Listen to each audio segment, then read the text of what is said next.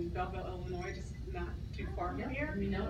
It's Scott Air Force Base, so I kind of feel like I've come full circle. I just want to have a few minutes of your time just to talk about the importance of women in this industry. You guys know that, but supporting an organization that also is in the business of attracting, developing, and advancing women, I think is really incredibly important. And I just want to tell you some of the things that we are doing to move the dial, okay? So basically we can say in 30 years, we have not moved the dial from about 16 to 20%, depending on who you talk to, right? It's about 16 to 20%.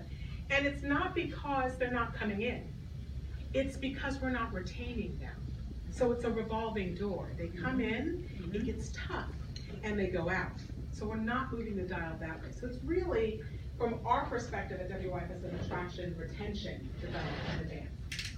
So we've worked really hard to start collaborative associations with our sister associations like the National Assurance of Financial Advisors, NAFA, AALU, who's the advocacy arm along with NAFA, right? I was saying to someone earlier that a couple of weeks ago I was in DC at the College of African American Financial Professionals, and at that conference on main stage we identified and recognized the fact that there was an historic event.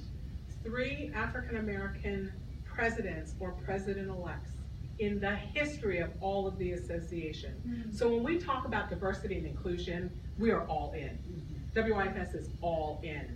And so I think when you see some of the things that are coming down the road and the discussions that we're having and the way that associations are coming together, our focus is always going to be women, but just like everything else in life, we can't do it alone. We need our male colleagues, because I jokingly say we need to learn man speak, right? So, you know, we have a man on the board this year, and Bill has been instrumental in having different kinds of conversations with us so that when we're talking to company and industry leaders, we can position it much differently than maybe we've done in the past. They're starting to hear us. They're starting to hear us.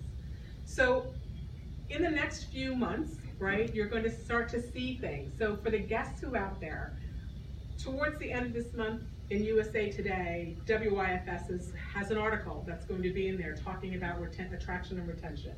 If you are in the long-term care space, we are working with CLTC talking about the gender gap and how it affects long-term care.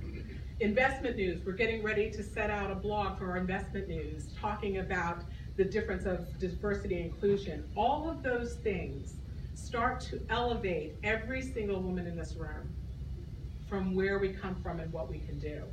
So this is a great chapter, okay? For those of you who have come and are guests, I say reach out to them, join them. There's always power in numbers.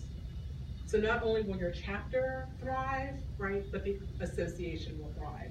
And it's your voice that we need to hear out there, always. We are always talking about you, always. The things that make it great for you, whether you've been in the business a minute or you've been in the business a long, long time. Okay.